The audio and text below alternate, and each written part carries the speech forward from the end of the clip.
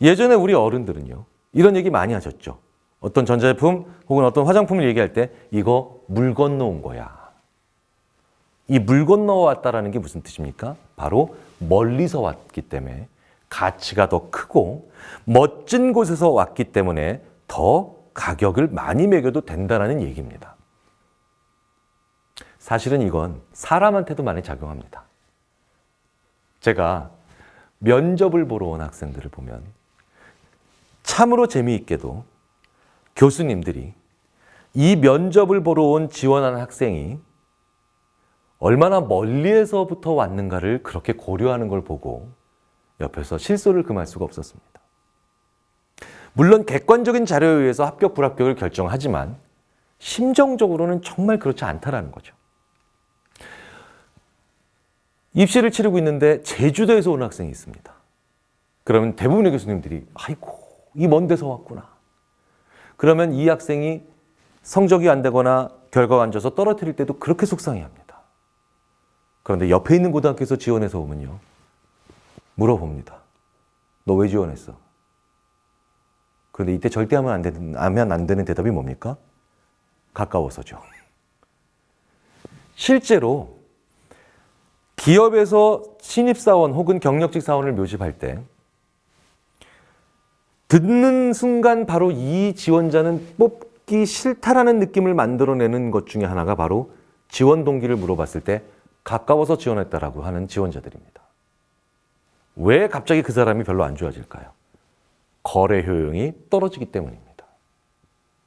얼마나 어렵게 왔느냐, 얼마나 귀하게 왔느냐, 얼마나 먼 곳에서 왔는가가 그 가치를 판단하는데 중요한 단서가 된다는 거죠. 왜?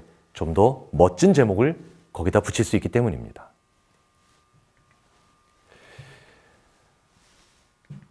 매몰 비용이라는 게 있습니다. 제가 주식 투자를 하는 사람들을 보면서 혹은 어디 놀러 가는 사람들을 보면서 참으로 재미있게도 지금 이 순간 가면 안 되는데 이런 행동을 보인다는 거죠. 얼마 전에 제가 일본에 갔는데 올해 일본에서 자연재해가 많이 일어나는 거 분명히 기억하실 겁니다. 그런데 그 일본에 도착하자마자 그 호텔 로비에서 밖에 날씨가 태풍이 오기 직전이고 이미 태풍이 어느 정도 와서 상당히 위험한데 그래도 여행을 갈 것인가, 관광을 즐길 것인가를 놓고 설전이 벌어지는 걸 본 적이 있습니다. 참으로 재미있게도요. 비싼 비행기 타고 온 사람들일수록 어떻게든 여행을 하겠다고 합니다. 그런데 저렴한 저가 항공으로 온 분들은요, 위험하니 더 이상 관광 그만하자고 얘기를 합니다. 무슨 얘기입니까? 비싼 비행기 타고 온 분들은 내가 여기까지 오는데 소위 말하는 소모한 비용이 많은 겁니다. 그러니 이걸 계속 해야 될 거라고 생각을 한다는 거죠.